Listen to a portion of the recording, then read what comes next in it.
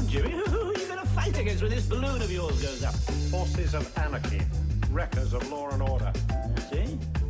Communists, Maoists, Trotskyists, Neo-Trotskyists, Crypto-Trotskyists, union leaders, communist union leaders. See? Atheists, agnostics, long-haired weirdos, short-haired weirdos, vandals, hooligans. The government, hug the government, love the government, hug the government, love the government, hug the government. Thanks for being with us, Olli. I got lots of questions to ask you, but I want to begin with your background interests. Your book is A Philosophy of Dirt. Have I got that right? Yeah. And you want to talk about, in that you talk about the concept of dirt from a variety of philosophical angles. I'm wondering, what was your motivation for this project? What fascinated you with dirt? Yeah. Now, I mean, still thinking of my background, I would say, generally, I think philosophy is about making sense of human life and, well, the world and how we, as it were, relate to the world, how we as people make sense of the world we are living in. So in that sense, I would think philosophy is very much about describing the way we think. So it's not about, say, finding good definitions, or it's not about telling people what to do, but it's about making sense of human life, which is so complicated. And then at some points you find people doing things which are completely unscientific and which might strike you as completely irrational, but they do these things, and clearly they understand what they are doing. I would say this dirty and clean distinction is one of these things which is very dominant in our lives, but which is completely unscientific.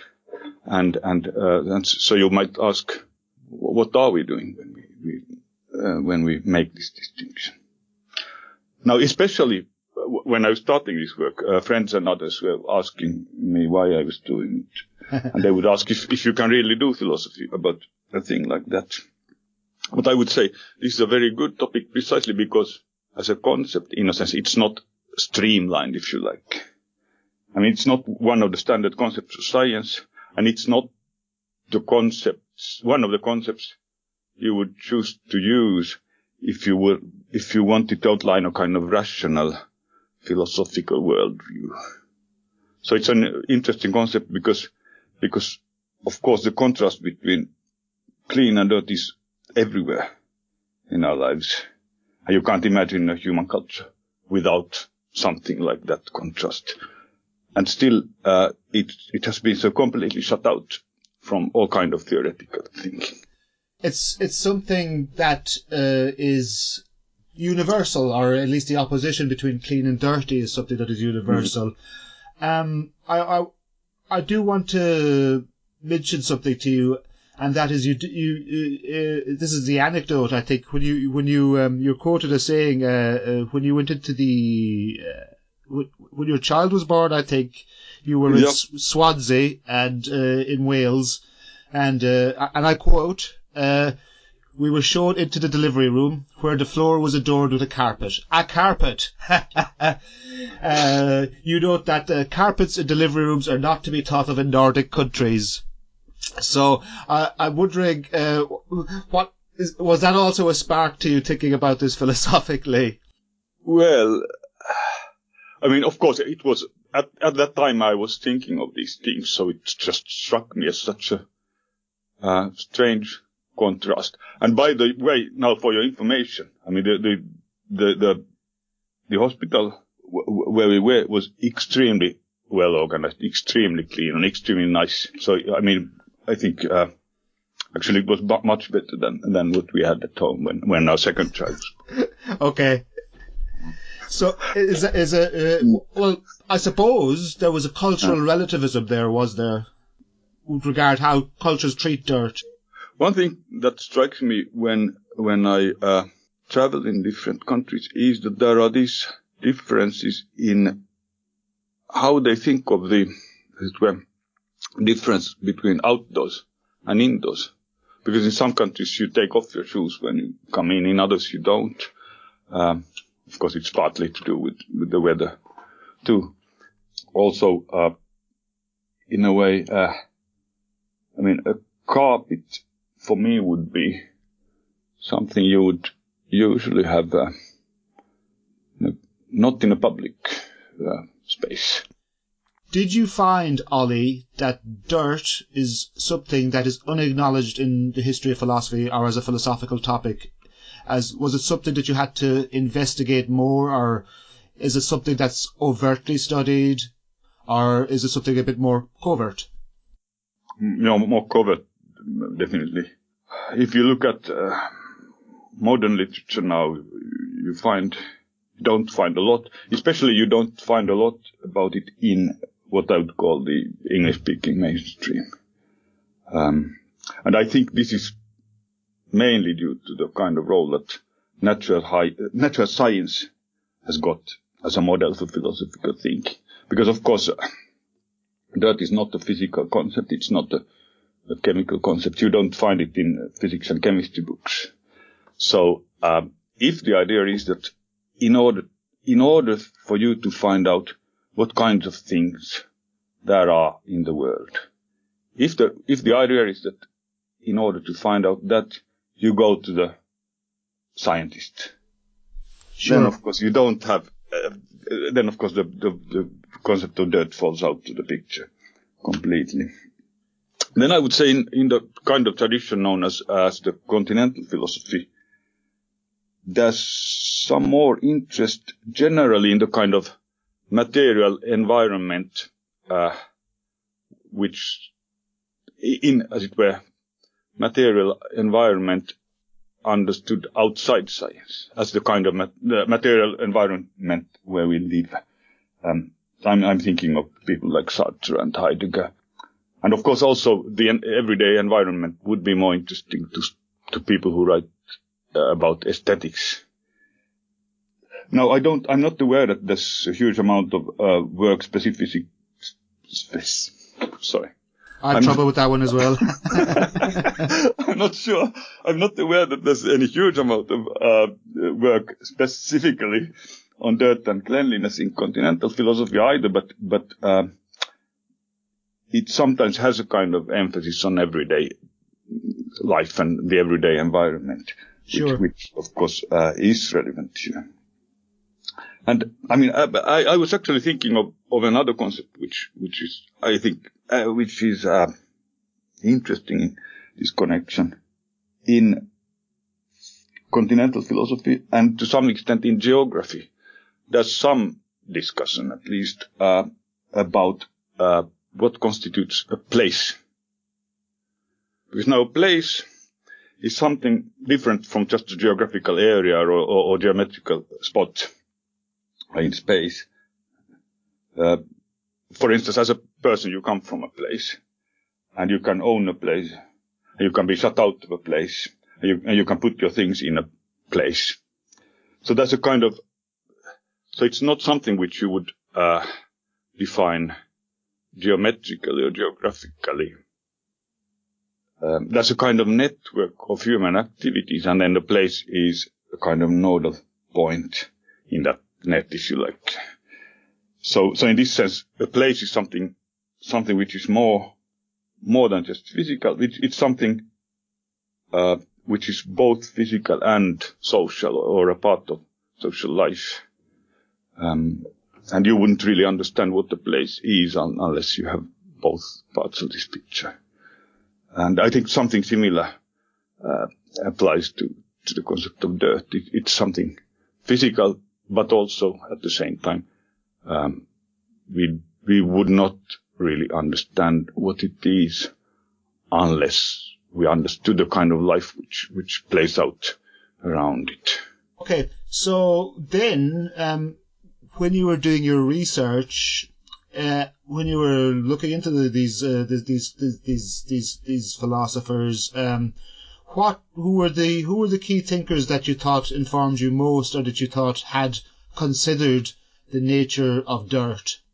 it's interesting that historically dirt was recognized as a topic quite early. So actually Heraclitus, who was one of the first very early Greek philosophers, wrote something about it. But perhaps it's best to start with Plato, who actually identified dirt as a problem or as a kind of stumbling block for his own enterprise. That makes sense. Yeah, because he asks, you see this, because in one of his dialogues, he asks whether dirt has a form. Now, of course, and Plato is known for what's often called the doctrine of forms, or a doctrine of ideas. The forms were quite central for him for many reasons. One was that without the forms, you can't really think, or at least you can't think of anything universal. You can't think of general concepts. You can't use concepts like human being. So we understand that two human beings are the same. That is, they're both human beings because we understand that they have the same form. Sure. And similarly, we see that two geometrical drawings are the same figure because they represent the same form, the circular form. So that's one thing. You can't. So forms are like concepts. So does dirt present a problem to Plato? Yes, because then that's this other point he's making.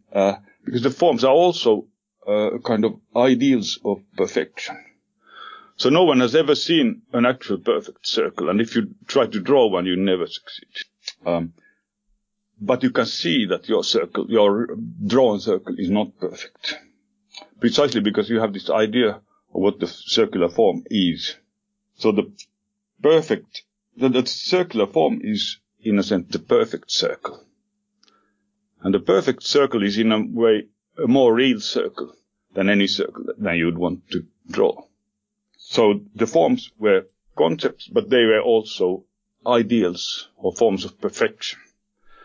And now, then the next question for Plato is, so does dirt have a form? And what would that be like? And could you imagine perfect dirt? But then, of course... That's something really dirty. yeah, but the point is, of course, the dirt is precisely one of the many ways in which things are not perfect. It's imperfect, yeah. Yeah, so it would be like falling short of the form, falling short of perfection. So is there a form for formlessness, as it were? He was asking the same question about other things which he called the other. Basic question being, do only good things have forms, or do bad things have forms too? Is badness just lack of goodness? And he did not really come to a final answer, I think, but generally he seems to have gone for the solution that only good things have forms. And dirt is bad. Yeah. And of course dirt is bad. I mean, that generally, that must be more or less the starting point. I mean, you can't understand dirt unless you somehow see that it's not meant to be there. Okay, now we have Plato here. And he, of course, was very important for the emergence of European science in the 16th century. Partly because he had high regard for mathematics and geometry, which then became central. And so one consequence of this was that physical reality was treated as something basically geometrical. So Descartes has this idea of reality of physics as a kind of applied geometry, really. This basic approach was also taken over by empiricist philosophers such as John Locke. He argued for what is known as the theory of primary and secondary qualities, which still, of course, is held by many thinkers and scientists. And that means that, for instance, the kind of quality that we would perceive as temperature is really just movements of tiny particles. All we need here is just geometrical things moving. So on the one hand, there is physical reality as it is, which is geometrical. And then on the other hand, there are human beings who just feel things which are not necessarily there at all. And you can see what this would imply. I mean, it would imply that when you want to know what is really there, then you should not just rely on your senses, but you should go to the scientist. And so this means, when it comes to dirt, this means that there is no such thing as dirt, because there are just particles or particles. Yeah, right. Yeah, yeah. So dirt is a byproduct of material processes. If you're a scientist. Yes, and then and precisely, and then of course there's this other fact that we just don't like certain material processes, or we react to them emotionally. And that is actually what then, for instance, Sigmund Freud would say. I mean, he agreed that dirt is not a really existing thing. But he argued that dirt is something which we, as it were, project on reality. It's a kind of emotional... subjective? Subjective emotional state which we project outwards. Okay, so there seems to be an opposition between, well, this type of thinking that you've had to engage with, or the history of the philosophy, is deeply oppositional. It's deeply opposition. You have subject, object, clean, dirt, moral, immoral. So, I'm wondering, when you look at all those thinkers, what makes that distinction, do you think? I mean, you've got nature, culture as well going on here. What makes that distinction? Why do we think of dirt as the opposition to cleanliness? I mean, all these oppositions, we have a subjective and objective, fact and value and so on. I mean, they are there, of course, because they do a job, right? So it's not as if we should somehow get rid of them. So the question is, what is the job that they do, and when do you need them, when do you not? Now, and clearly, for instance, in science, you don't need the opposition dirty and clean. Right. So so dirt would be, I don't know. Yeah. So food would become fetid, food would become stale and would smell bad. That would be a result of chemical processes. No, of course, in the laboratory, you need to clean your equipment very carefully. But then in the final product, the scientific article, you don't speak about that. You just look at the end result, and there you don't have the idea of goodness and badness. Right. But of course, in ordinary life, you can almost never do anything without somehow this distinction coming in. And if you ask me why it's there, I mean, lots of things. Of course, that's simply the health issue, right?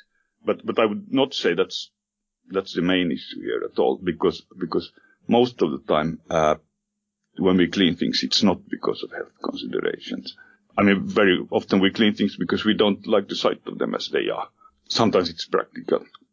But I would say generally, actually, as soon as you have the idea that there are things like everyday objects, like coffee cups and refrigerators and window panes and CDs, so on, then you have the question how the object should be and how it shouldn't. And then you immediately get things like considerations like the fact that things may break, they may get dirty, things may be damaged in all kinds of ways or disturbed in all kinds of ways. So as soon as you have purposefully made things, purposefully made objects, then you have questions about what's good for the object and what's bad for the object. And then you get dirt. You're trying to understand dirt in terms of something scientific as something... Not scientific. Sorry, yeah, not scientific, so it's cultural as well, something cultural, yeah. Right. Now, when you have thought about dirt, have you thought about it in an aesthetic sense? Is it something that you see really useful literary examples or artistic examples, or are they, I don't know, poetic representations of dirt that have informed your work? Well, I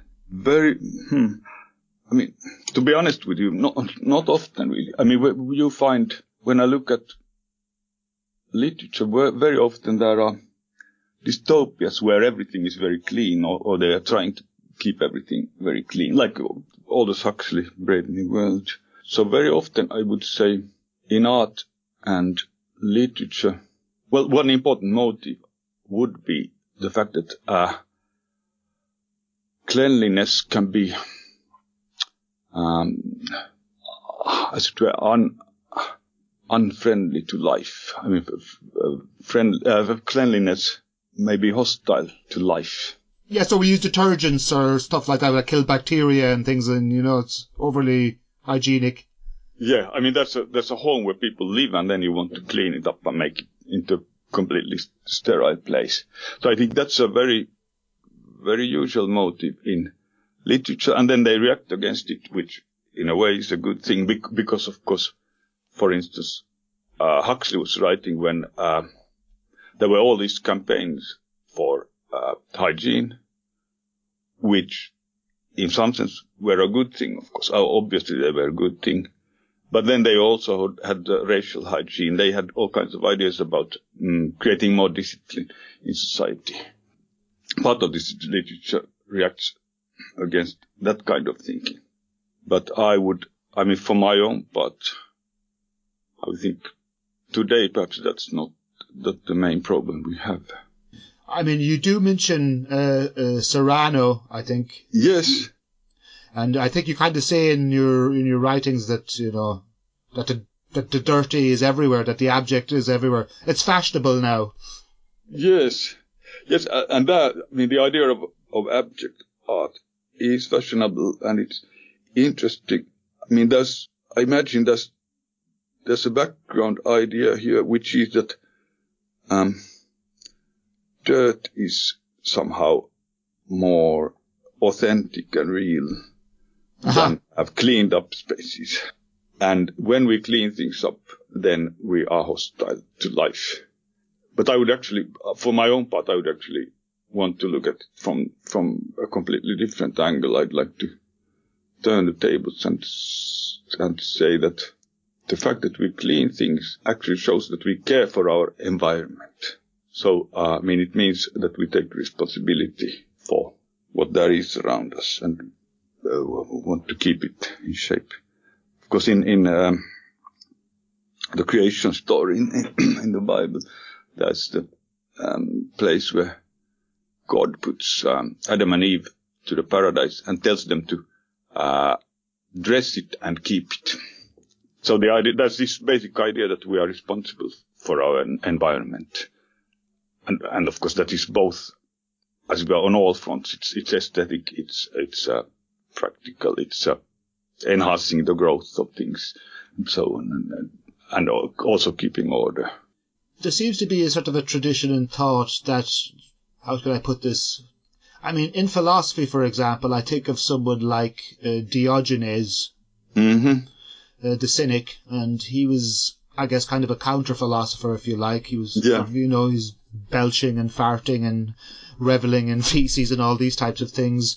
Yeah. Foucault says that the cynical tradition, it runs through Christianity, it runs through, sort of the Franciscan, the idea that dirty can be good, that the wretched can be good, that the wretched shall be saved. Is that something that you have thought of? Yeah, I mentioned this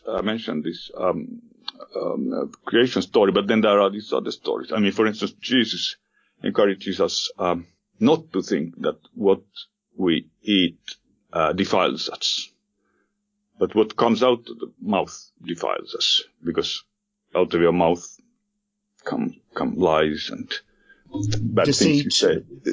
Yeah. So, of course, he was apparently quite indifferent to any kind of ritual purity. So, that's one motive which you also find in the Christian tradition. Then, of course, that's this entire ascetic tradition where you don't wash. Yes. And the Romans had it when they were in mourning, grieving after someone. Then they would not shave and they wouldn't wash. Also, if you were accused of some serious crime, then you wouldn't shave or wash until you are clean of the accusations. I don't know. It's an interesting one, isn't it? There is also this sort of counter tradition that says there is this counter tradition that thinks that being dirty is good. And of course, I mean, given the fact that that dirty and clean are such omnipresent things in our environment, then of course, in one sense, you might say it must be obvious that there will be all these contradictory traditions and ideas, because I mean, in a way, they are just too much everywhere for that not to happen. Yeah, you say, what do you say? The dirty is now real life, the clean is plastic, whereas our longing for purity stands out as a fear of life itself in its full, messy detail. Yeah. So you see, you kind of see, I think you're in that tradition at least as well. Okay. I mean, yeah. I mean, that's one way. But of course, I think it's important still to remember that normally it's not hostile to life to clean things. I mean, I would rather say the opposite. I mean, when we clean things, we help our environment. We take responsibility. So someone that you touch on, you talk about, and then you've alluded to this already, you talk about Mary Douglas. And Mary Douglas was the anthropologist, and she looked at anthropological discourse on cleanliness and dirtiness. And she famously said that dirt is matter out of place. Mm-hmm. What did she mean by that? And what do you think about that? Yeah, and she also said dirt is in the eye of the beholder, precisely because it's nothing else but just matter out of the place. It's just subjective, yeah? Yeah, I mean, her general idea is that we have a kind of a general world view or a vision of a world order. Every culture has it. And in this order, everything has a place. And then when things go to wrong places, then we think of them as polluting or impure. So in the end, what this comes down to is that dirt is about the symbolic order of the world. Now, I mean, I think she's onto something important, but I don't really believe she gets it right. I mean, first of all, I would say dirt is, of course, a symbol in many kinds of ways. Before you can understand a symbol, you must understand what the thing is. So you can't just start by saying that it's a symbol, because there's something else behind, which is, as I said, it's a kind of material reality which it has to do with how objects and things work for us, how we identify what's good and what's bad for everyday objects. Anyway, yeah. So Douglas had this idea that dirt is just a symbol, and her famous example is placing shoes on a dining room table. So she says shoes on the floor are not dirty. To place them on the dining room table is dirty. And now, of course, we very naturally agree, but I would say mainly because we're now thinking of dirty shoes and not new shoes straight out of the box. So, secondly, of course, shoes on the table, clean shoes on a table, would be matter out of place, but they would not be dirt. So it would be messy to place your shoes on the table, unless you're supposed to, of course. But it's not dirty as such. So I think one problem with Douglas is that she's very fond of her own thesis, which is that dirt is really disorder, and it's symbolic disorder. So then she simply runs together all kinds of disorder. She thinks they are all the same. Dirt for Douglas is something essentially bad. It is disorder. It represents disorder. It represents mess. Yeah. how would you try and reconfigure what Douglas is saying? You have some misgivings about Douglas. What do you think would be a better alternative? Now, first of all, I mean, my misgiving would be that we are not opposed to dirt because dirt is a symbol of bad things. We're not opposed to dirt because dirt is a symbol of disorder. But we think of dirt as the symbol of bad things because we are opposed to dirt. So here, where the causality goes the other way. I mean, still, I think, she has lots of intriguing and good things to say, but I think she's too much stuck with her thesis that you should explain dirt in terms of disorder. Now, I already said something. I mean, as I said, we have this general idea which more or less determines everything we do practically. We have this idea that there are things which are good for the objects around us. There are things which are bad for the objects around us. Now, of course, I mean, sitting here, for instance, in this room where I'm sitting now, actually everything here is man-made. And everything here is made to look exactly the way it does. Everything is purposely made to look in a certain kind of way and not in another. And everything is purposely made to function in a certain kind of way. Then it's also typical of man-made objects that they either are the way they should be, or they are in a way they should not be. So things can break, and they can be chipped, and they can be damaged in all kinds of ways. And of course they can be clean and dirty. So if you think of a material culture, then you must think of a culture where we make judgments like that, where we quite naturally want to keep things in shape, and then we make these distinctions between damaged and dirty and chipped and out of order and so on. So we have a kind of ordinary understanding of the physical environment where all these kinds of, if you like, evaluative ideas come in. And in a way, if you want to if you look at the coffee cup and want to, if you understand what it is, then you know there are certain things, you know that,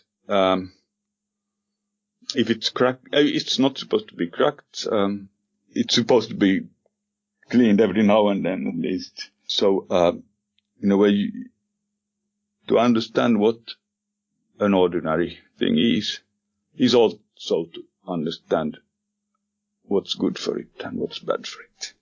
And that differentiates your position, I think, from Douglas, because there is what you're saying is that there is that it's not just a matter of order or disorder. It's also there's almost like a structure of care involved with how we relate to dirt. You know, precisely. Yeah, I would say care is the key word here. Yeah. So, and I mean, that strikes me as something that makes dirt universal, as the extent to which we care for it. I mean, we care for all sorts of people, don't we? We could care for humans, we care for things, we care for environment, we care for animals. You know, I mean, I grew up in the countryside. I remember having to clean outhouses and things like that. Yeah, right. The structure of care then leads us to the question of, I guess, morality. I mean, the very and ethics. The most obvious way I think we could talk about the nature of dirt is that dirt, or those who are dirty, are the unwashed. The great unwashed. Absolutely, yeah. It indicates some type of moral shortcoming. So, like, yeah, pure and impure, I guess, as well. That dirt is an indicator of contagion. Okay, first of all, I mean, we have a culture, well, I guess in all cultures in some ways, some groups in society have the power to define others as less pure and also less civilized than themselves. So in that sense, dirt is used as a kind of weapon, kind of cultural weapon. So that's certainly important. But my feeling still is that quite a lot has been written about precisely this aspect of dirt and cleanliness. So when you read this work, you very easily get this feeling that there's this great conspiracy where this concept of dirty and clean has been just imposed on people so that we can then, look down on them. But because that's not how it works originally. When we want to look down on people, we use the tools we have. And calling them dirty is a very good tool for that purpose, if that's what you want to do. But that's not where this whole idea of dirty and clean originates. It originates in everyday life. Then we use it elsewhere. Okay, so you think it's instrumental in a moral sense. It's useful for insulting people or degrading people, but that's not where it comes from. Yeah. Of course. But by the way, one more thing, that it's also true that sometimes in some situations you feel dirty, and you have this feeling that you have done something stupid or bad, and it sort of cuts you off from other people and makes you untouchable. I mean, you may have this feeling yourself too. I do, yeah. I'm from a Catholic country. Yeah. So what you're talking about is shame. Yeah. Okay. Now, one of the things in terms of talking about that idea of morality, in terms of talking about how dirt is a figure of everyday life, one thing, yeah, so again, I'd like to sort of touch again on this sort of distinction between matter and culture. Yeah. And I guess the fact and value distinction in philosophy, which you talk a lot about in your work. So I guess the fact-value distinction, how can I put it? How can I summarize it? It's the fact-value distinction is a form of a fallacy. It's what's called a naturalistic fallacy, where if something is the case, it is not necessarily a determinant of whether it ought to be the case, or whether if something factually exists, it does not necessarily imply that one should be morally obliged to follow it. So if just because something is natural doesn't mean it's good. Yeah, precisely. And how does that fact-value distinction work for you in understanding dirt? Yeah, I think that's one point where dirt is really interesting, because at least in philosophy we are used to making this fact and value distinction, and to be honest, often it's very useful.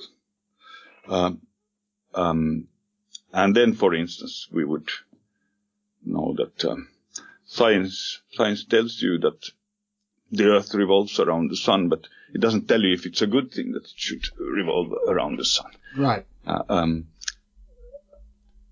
Okay, and science tells you there's this substance on my hands, which I would call dirt, but science doesn't tell you if it's a good thing or a bad thing. Now, what's interesting about dirt here is that it clearly doesn't fit into this fact and value distinction at all.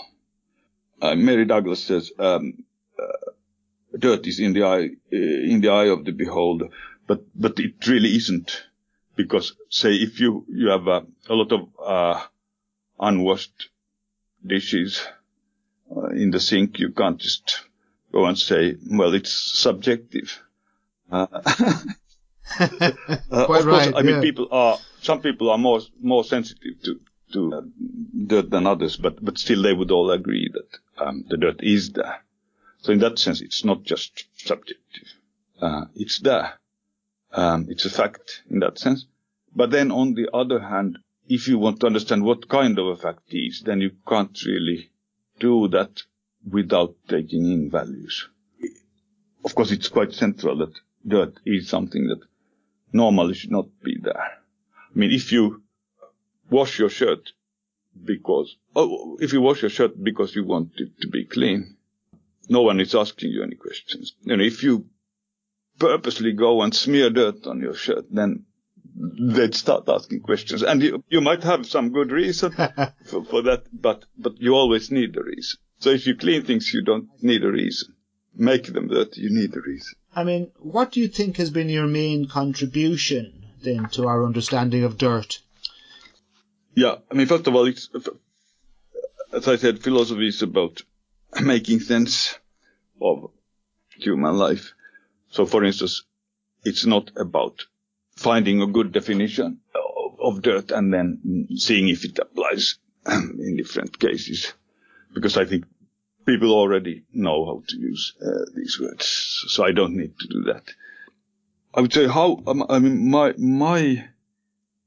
the difference I see between what I have been doing and what most others have been doing is that others would usually focus on things like disgust, the symbolic dimension of dirt, the idea of bodily integrity and how dirt is a threat to your integrity, plus the general idea that worrying about dirt may in some ways be destructive or hostile to life.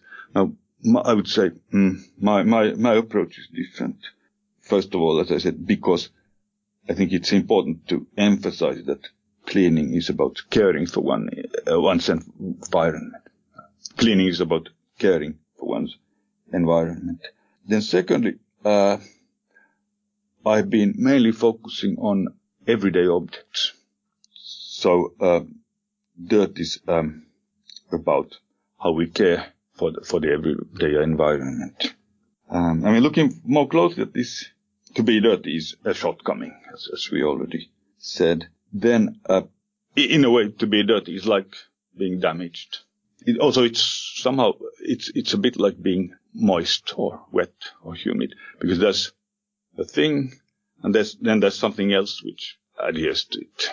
So there's a kind of master object and then some kind of disturbing substance.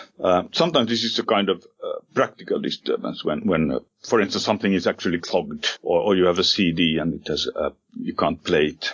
But often it's just a matter of aesthetics. Things don't look the right way. So the main point here is that when you think of dirt, when you judge if something is dirty or clean, you mainly look at the object itself, the master object.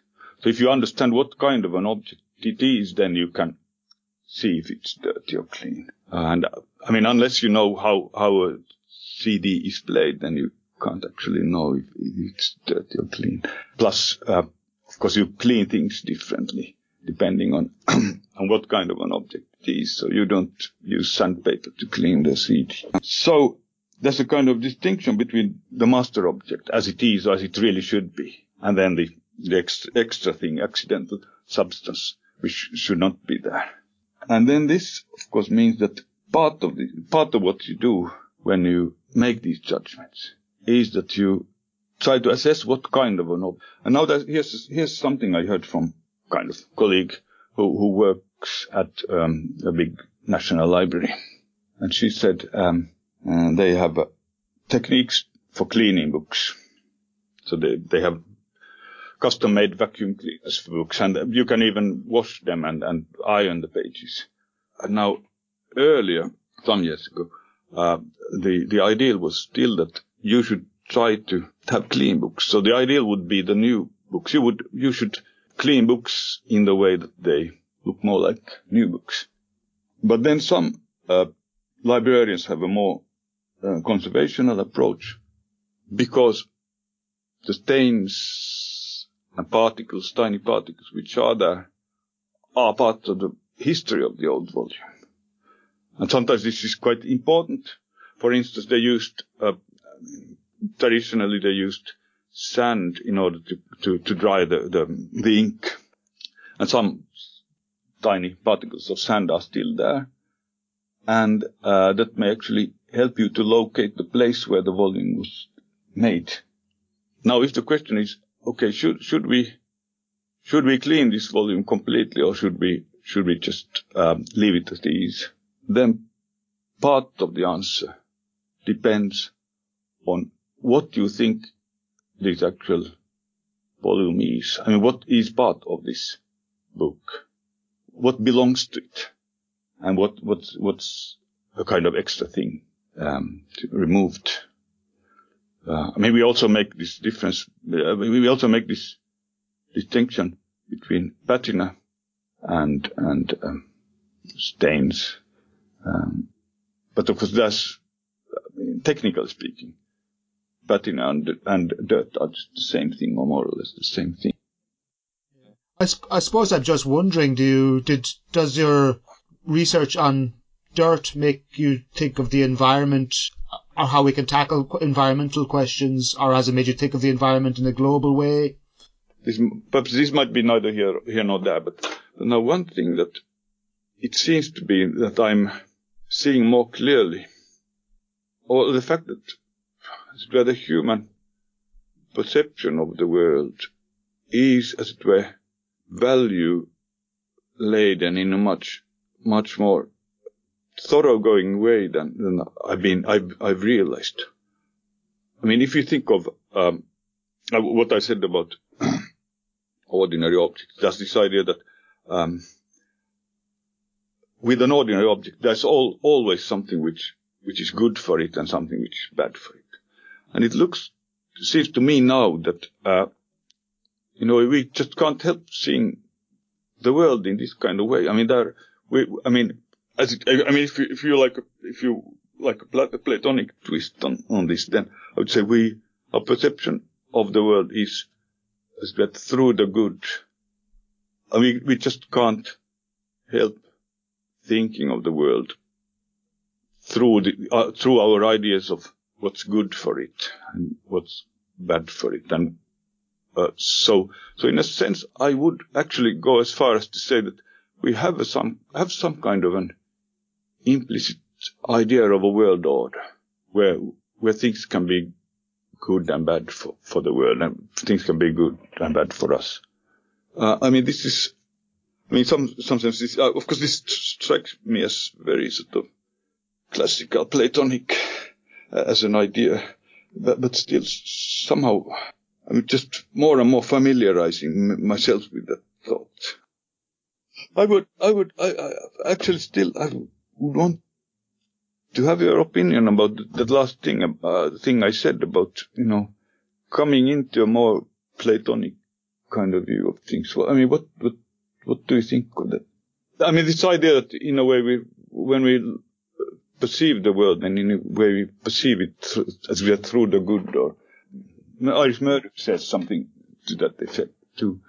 Or we think, we see the world as we're in the light of the good, or. Oh, so Iris Murdoch talks about the sovereignty of the good. Yeah, the idea that the good is something that is, I guess the thing with the Platonic ideas, though, is always that with environmental questions as well, the Platonic idea, I suppose, would be that we need something separate from the world. That the good, the true, is that which is immaterial rather than that which is material. But also that, in a way, as the good gives us a kind of spectacles or a frame of reference, or what you call it, and then which helps you see what's good for the environment, what's bad for it, and helps you recognize things. I mean, that in a sense we don't recognize things unless we have an idea of what's good for them and what's bad for them. Right. Yeah, so we need a sort of a pre-established idea where we have a sort of a schematic understanding of what is good is bad. Or at least implicitly. I mean, perhaps not that we have explicit ideas of the good, but somehow in the back of our minds, somewhere, we presuppose it. I don't know. I mean, what do you think? Well, it makes sense. It does make sense to me. I mean, and you don't have to be an out-and-out Platonist, I think, to think that. I suppose you could just see it in the general sense of understanding, a sense of consensus, perhaps, a sense of social consensus, a sense of general agreement within society about those things which are good and bad, or those things which are legitimate or illegitimate. And once you have that understanding, that then can frame how you think about the environment. As an example of this idea that we see the world in the light of the good, just consider the fact that when you see a potted plant, you can see if it needs water or when it doesn't, and when it dies. Now, of course, this is not. It's nothing to do with statistics. It's not that the average potted plant goes this way and goes that way if you don't water it, but rather, I mean, we see that it needs something. So we see the plant, as we said, through the spectacles of what's good for it. And you think we could apply that to the environment? So in that sense, I mean, we wouldn't even recognize problems if we did not have this as to expectation, or implicit frame of reference, which includes what we do not care for. Yeah, I wonder, is there a little bit of Heidegger working behind your thought? I think I ask everybody I interview this because I'm very familiar with Heidegger, but Heidegger talks about a sort of a structure of care, a structure of, and for Heidegger, care is, it's not like I am concerned about my granny, or I care for steak. It's a, if I am bad, I care. If I am good, I care. For Heidegger. Yes.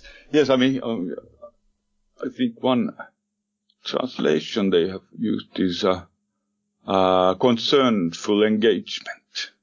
Yeah, I mean, I read Heidegger. I mean, I think he's perhaps too difficult for me generally to base my entire philosophy on him.